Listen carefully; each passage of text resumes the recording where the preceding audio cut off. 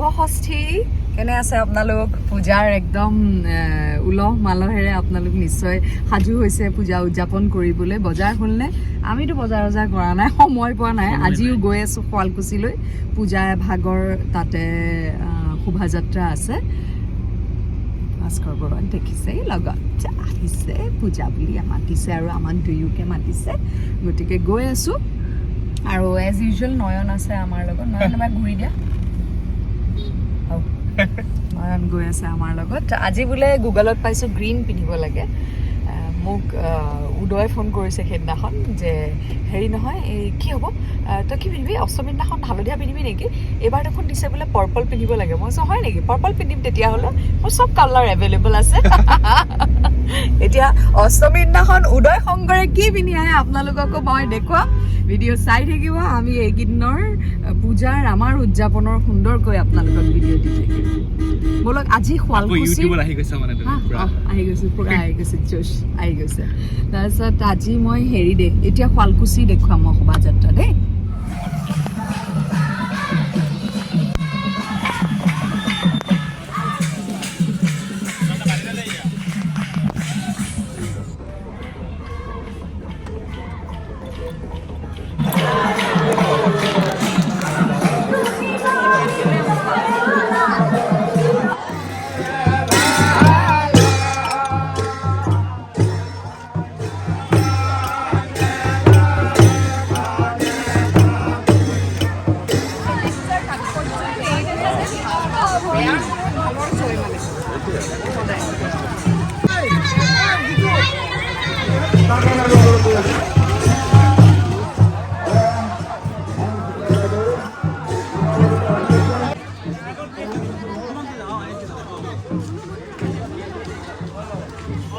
এয়া শোভাযাত্ৰা চলি আছে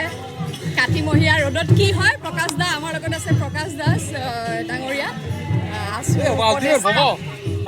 আঠিয়া কলৰ সাৰ বনোৱা হয় য'ত আঠিয়া কল কাটি দিয়াৰ লগে লগে ৰ'দত প্ৰখৰ ৰ'দত শুকাই যায় য'ত কল শুকায় তাত আজি আমি শোভাযাত্ৰা কৰি আছোঁ তাকেহে কাতি মাহৰ ৰ'দত হেনো কলাখাৰ কৰা হয় শুকুৱাই পেলাই গতিকে তেনেকুৱা ৰ'দত আমি এতিয়া শোভাযাত্ৰা কৰিছোঁ খুব ভাল লাগিছে 150 বছৰীয়া এই ভাগ পূজা 150 বছৰ অতিক্ৰম কৰিলে শ্ৰীহাটীৰ এয়া শাৰদীয় দুৰ্গা পূজা গতিকে লগত আছে মোৰ যিটো আমাৰ পাৰ্টনাৰ ফটোগ্ৰাফাৰ ভিডিঅ'গ্ৰাফাৰ হৈ আছে পাৰুল বাইদেউ আইঅ বেচেৰা হাউ চুইট অফ হিম ইমান গৰম কাৰণে ছাতি ধৰি দিছে আইঅ এই সকলো আছে চাপালি গাইছে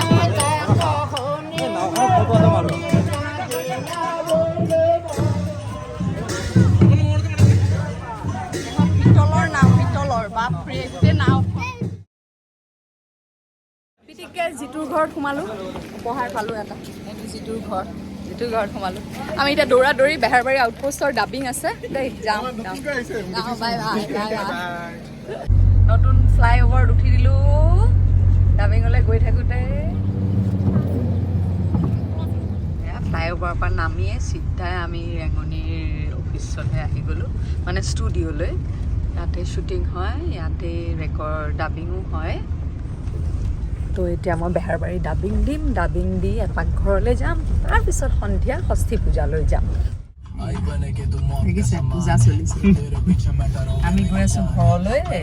মাঘ পাতত বহাব 6 বজাত এয়া ট্ৰেফিক জাম আজিৰ পৰাই পূজাৰ জাম আৰম্ভ হৈ গৈছে অল দ্য বেষ্ট গুৱাহাটীবাসী ৰাইজ পূজাত কি হ'ব নাজানো আৰু ট্ৰেফিক জাম হয় কাৰণেই চাগে আজিকালি বহুতে ষষ্ঠী দিনাখনে পূজা চাবলৈ ওলাই আহে আৰু হেৰি আজি বেলবৰণ আজি 6 নম্বৰ দিন এই নৱৰাত্ৰিৰ নৱদুৰ্গাৰ যি পূজা হয় এই 9 দিনত আজি হৈছে কাত্যায়নী ৰূপৰ আজি পূজা কৰা হয় আৰু কাইলৈ সপ্তমীৰ পৰা হ'ব কাল ৰাত্ৰি মই সেইদিনাখন ক'ৰবাত পাইছোঁ যে কোনোবাই যদি এই 9 দিন একেৰাহে নৱৰাত্ৰিৰ ব্ৰত ৰাখিব নোৱাৰে তেনেহ'লে সপ্তমী অষ্টমী নৱমী ৰাখিলেও বহুত মানে লাভ হয় এই ব্ৰতৰ এতিয়া ব্ৰত ৰখা কথাটোক লৈ আমি যে এই 9 দিন ব্ৰত ৰাখিছোঁ, মই শাওনৰ 2 মাহ ব্ৰত ৰাখিলোঁ, এই ব্ৰতক লৈ পেলাই মোক বৰুৱাই বিৰাট ঠাট্টা কৰি থাকে দেই, বোলে গোটেই বছৰটো মাছ মাংস খোৱা আৰু এইকেইটা দিন তুমি ব্ৰত ৰাখি কি ক'ব খুজিছা মানে ভগৱানক কি। আৰু তেনেকুৱা এটা ৰিলতো ওলাই গ'ল, ৰিলটোত একদম মানে এনেকৈ এনিমেটেড আৰু কৈ থাকে পুৰে साल भर मांस मच्छी खाते हैं और सावन के महीने में भगवान को धोखा देते हैं व्रत रख के। নহয় আচলতে যিখন প্ৰান্তৰ যিটো ফুড হেবিট ষ্টেপল ফুডটো যিটো হয়, যিটো আমাৰ খোৱাৰ অভ্যাস আৰু সেই তেনেকৈ খায়। কিন্তু এতিয়া আমি যদি আধ্যাত্মিক দিশৰ লৈ আহোঁ, মই সঁচাকৈ বহুত কথা আমাৰ জানিব মন যায় ন, যে ব্ৰতৰ তাৎপৰ্যটো, যে এই ব্ৰত ৰাখোঁ যে আমি পূজাৰ সময়ত বা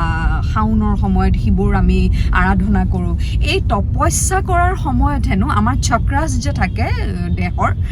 এই তপস্যা কৰাৰ সময়ত আমাৰ সদায় আপাৰ চক্ৰাছবিলাক এক্টিভ হৈ থকাটো জৰুৰী। সেইকাৰণে হেনো এই যে তপস্বীসকলে নন ভেজ নাখায়, সেইটো এটা বহুত বোলে এটা মেইন ৰিজন, যে আমাৰ আপাৰ চক্ৰাছবিলাক এক্টিভেট হৈ থাকিলে আমি বেছি মানে সেই এটা ভক্তিৰ স্তৰ এটাত, এটা ধ্যানৰ এটা স্তৰত আমি থাকিব পাৰোঁ। কিন্তু এই যে এই খানাবিলাক ধৰক পিঁয়াজ নহৰু মাছ মাংস এইবিলাকে আমাক উত্তেজিত কৰে, মানে আমাক ধৰক বডিটো খুব গৰম খোৱাটো, এইবিলাক গৰম খানা বুলি কয়। গতিকে লোৱাৰ চক্ৰাছবিলাক এক্টিভ হয়, য'ত যিকেইটা চক্ৰাছ তাৰমানে আমি ভক্তি কৰাৰ সময়ত বা আমি তপস্যা কৰাৰ সময়ত সেই চক্ৰাছকেইটা এক্টিভেট হৈ থাকিব নালাগে। সেইকাৰণে হেনো এই ফাষ্টিঙৰ সময়ত আমি মানে পূজাৰ সময়ত আমি সেইকাৰণে হেনো নন ভেজটো নাখাওঁ। সেইটো এটা হৈছে এটা মই শিকিব পাৰিছোঁ। আৰু আমিতো এতিয়া দেখি আহিছোঁ ন, যে পূজা বুলি ক'লে এনেকৈ ব্ৰত ৰাখে বা হেৰি, এটা পৰম্পৰা আৰু এটা ট্ৰেডিশ্যন তেনেকৈ হৈ আহিছে, তেনেকৈ মানি আহিছোঁ। আৰু শেষত কি জানেনে, মানিলেই ভগৱান, নেমানিলে এটুকুৰা শিল, নহয় জানো? আৰু আছে এটা শক্তি নিশ্চয় আছে। আমি প্ৰত্যেকে, কোনোবাই নেমানিলেও, ভগৱান নেমানিলেও প্ৰত্যেকে কিন্তু সেই শক্তিটো আমি সকলোৱে অনুভৱ কৰিছোঁ এই জীৱনত কোনো এক মুহূৰ্তত হ'লেও। গতিকে সেই শক্তিকে সেৱা জনাই আপোনালোক সকলোলৈ পুনৰবাৰ দুৰ্গা পূজাৰ শুভেচ্ছা জ্ঞাপন কৰি আছোঁ। এতিয়া গৈ আছোঁ ঘৰলৈ, মাক আমাৰ ঘৰৰ পূজা ভাগৰ মাক পাতত বহোৱাৰ দৃশ্য আপোনালোকক নিশ্চয় দেখুৱাম। এতিয়া আমাৰ দেৱীক পাতত বহাব, তাৰপিছত বেলবৰণৰ পূজাখিনি হ'ব। মই আপোনালোকক অকণমান দৃশ্য দেখুৱাইছোঁ। দেউতা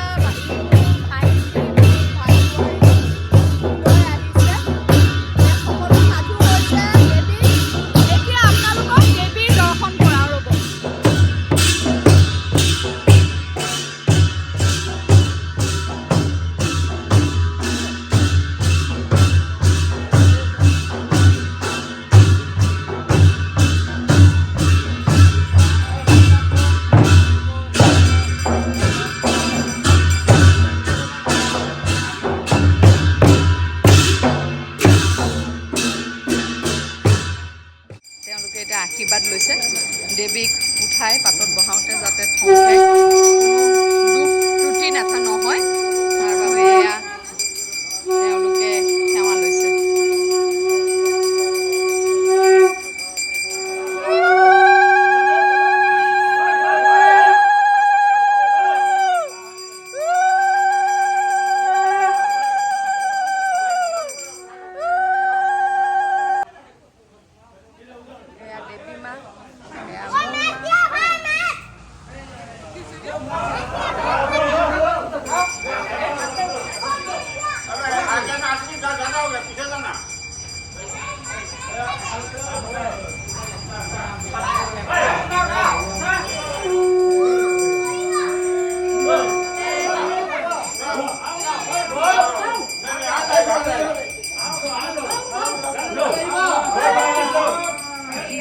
কৈছিলোঁ উদয় শংকৰ এইবাৰ মানে তেওঁ একদম সজাগ হৈ আছে।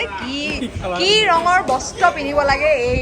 পূজাৰ 4 দিন কওকচোন অকণমান ৰাইজলৈ বুলি। মই একো নাজানো, খালি য'ত যেনেকৈ পাইছোঁ আজি সেউজীয়া পিন্ধিব লাগে বুলি গম পালে, সেইকাৰণে অকণমান সেউজীয়া থকা পিন্ধিছোঁ। আজি বাইদেউ ময়ো সেউজীয়া পিন্ধি আহিছোঁ। থেংকছ টু উদয়। তাৰপিছত কালিলে সপ্তমীত গ্ৰে কালাৰ পিন্ধিব লাগে বুলি লিখা আছিলে সপ্তমীৰ গ্ৰে কালাৰ ৰাহু কালাৰ ৰাহু কালাৰ যেহেতু ৰাহু মোটামুটি কলা বাদ দি পেলাই য়েল্লো ৰেড হোৱাইট তাৰপিছত আৰু অসুৰে কি অষ্টমীৰ দিনাখন আচলতে বৰ্ষাৰণীৰ বিষয়ে মোক শিকাইছিলে আৰু এইখন ঘৰৰ পৰাই মই বেছিকৈ শিকিছোঁ আজিলৈকে যিমান শিকিছোঁ পূজাৰ বিষয়ে আমি সদায় য়েল্ল' পিন্ধোঁ গোটেইবিলাকে সেইকাৰণে এইবাৰ যেতিয়া দেখিলোঁ মই অকণ কনফিউজ হৈ গ'লোঁ মানে কি হ'ব বুলি মই নাজানো মই কিন্তু য়েল্ল' বুলিয়ে জানো আমাৰ ইয়াতে মই এইবাৰহে গম পাইছোঁ প্ৰত্যেক বছৰ য়েল্ল'য়ে পিন্ধোঁ মোৰ নিকুমাহী যে নিকুমণি বৰুৱাৰ শাহুৱেক বেংগলী আছিলে আৰু আমাৰ এতিয়া ৰঘুদাহঁতো বঙালী সম্প্ৰদায়ৰ গতিকে ৰঘুদা বৌ কৈছিলে যে বোলে অষ্টমীৰ দিনাখন হালধীয়া পিন্ধে এইবাৰ আমাৰ গুগলে কি কয় গুগলে যিটো কৈছে আৰু গুগল বুলি নহয় গুগলি বাইদেৱে কৈছে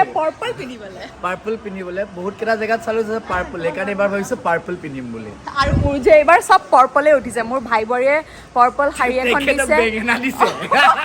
মোৰ বৌয়ে পাৰ্পল মেখেলা চাদৰ এযোৰ দিছে মই কৈছোঁ ঐ তহঁত দুজনীয়ে যে এইবাৰ মিলি পেলাই মোক বেঙেনা দিলি কেনে বাৰু হেল্ল' মোক বেঙেনা কিয় দিলে এইবাৰ দুয়োগৰাকী বেঙেনা খুব ভাল বস্তু ভাল ইউজত কৰিলে ভাল স্বাস্থ্যৰ কাৰণে ভাল আৰু বেঙেনা মানে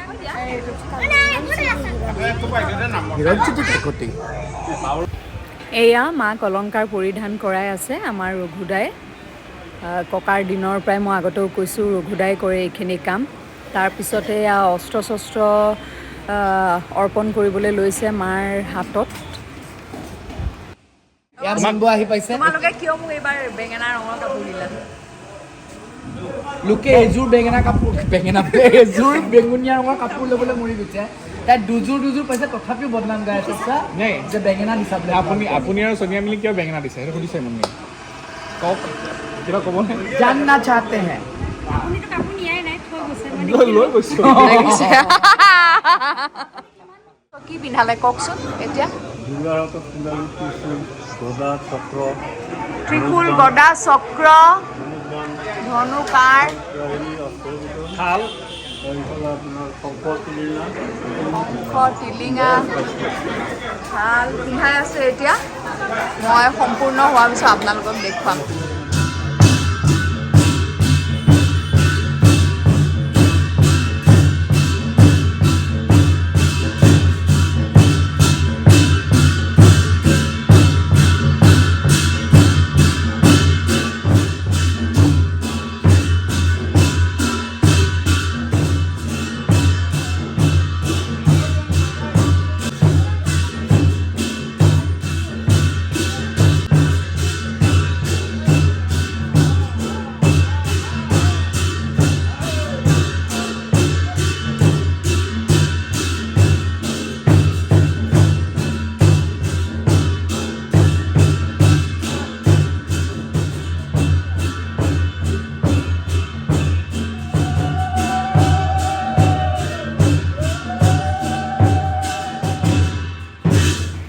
এয়া মা সম্পূৰ্ণৰূপে অলংকৃত হ'ল এতিয়া ষষ্ঠী পূজা হ'ব আৰু কিছু সময়ৰ পিছতে এয়া আপোনালোকে দেখিবলৈ পাইছে এয়া ষষ্ঠীৰ পানী তুলিবলৈ আমাৰ দেউ ঘাটলৈ যাব এতিয়া উভতি আহি বেলবৰণ ষষ্ঠী পূজা আৰম্ভ হ'ব আৰু তাৰপিছত কাইলৈ সপ্তমী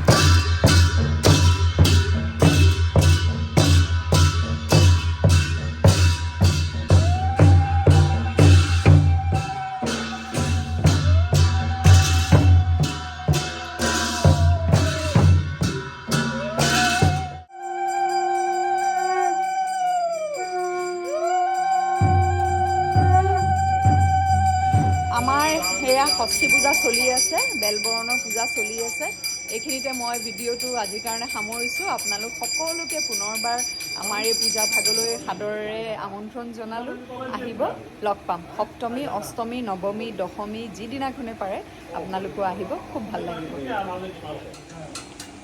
এয়া জোঁৱায়েকে কাম কৰিছে পূজাৰ বগাইছে এইটো প্ৰমাণ থৈ দিছোঁ জোঁৱায়েকে যে সহায় কৰিছে এতিয়া তুমি হেৰিটো চোৱা কি চাম এই জোখটো চোৱা হাইটটো সমানটো এইটো ভাইটি খুৱাই চাই আছে হ'ব নে উঠি আছে নেকি হ'ব চিয়'ৰ 190 পাবা পাৰিছা তুমি আহা আহা পাৰিছা হ'ব এতিয়া লাহে লাহে